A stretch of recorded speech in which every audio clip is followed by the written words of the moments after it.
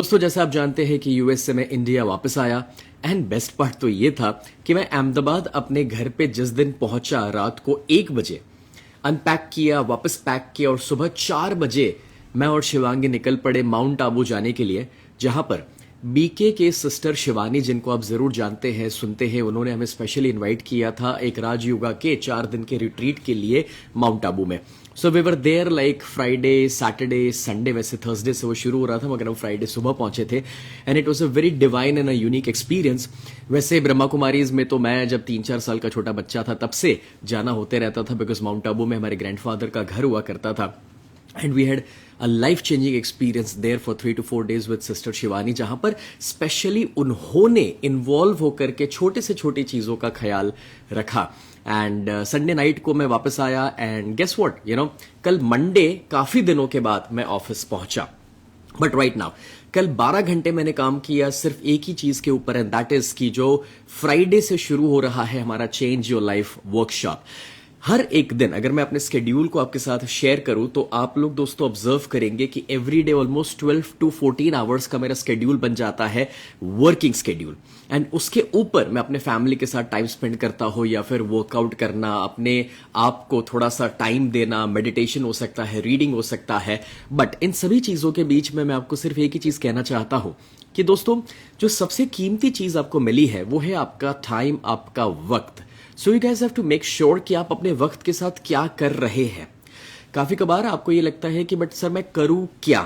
But that is happening because आपकी life में शायद कोई स्पेसिफिक गोल या कोई बड़ा पर्पस नहीं है। You have to make sure कि आपके लाइफ में एक बड़ा उद्देश्य, एक बड़ा गोल आप सेट करें, because every morning when you wake up आपके पास एक वाई होना बहुत जरूरी है कि आज सुबह मैं क्यों उठ रहा हूं एंड मेरा उद्देश्य क्या है आज के दिन का, वो कौन से टॉप 3 प्रायोरिटीज है जिसे मुझे कंप्लीट करनी है, वो कौन से टास्क है जो मुझे कंप्लीट कर रहे हैं। अगर आप भी मानते हैं कि जो 24 घंटे का वक्त आपके पास है वो आपको वापस कभी नहीं मिलने वाला है तो टाइप यस, नीचे कमेंट में एक बार यस टाइप करो तो मुझे पता चले कि आपके दिमाग में ये बात बैठ रही है।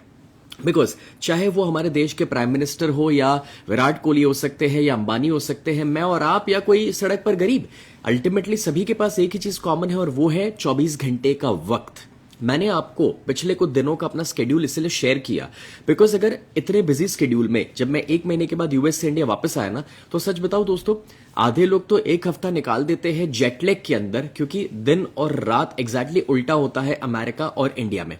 लेकिन अगर रात को 1 बजे अपने घर पहुंच करके सुबह 4 बजे मैं वापस निकल सकता हूं और इंडिया के रूटीन टाइम में वर्क कर सकता हूं, तो it was not easy for me. But मैं ये जानता हूं दोस्तों कि खोया हुआ वक्त वापस कभी नहीं आने वाला, और इसलिए जो अपॉर्चुनिटीज आपके सामने है, जो गोल्स आपके सामने है, जिसके ऊपर आपको जो एक्शंस लेने हैं उसके ऊपर लग जाना।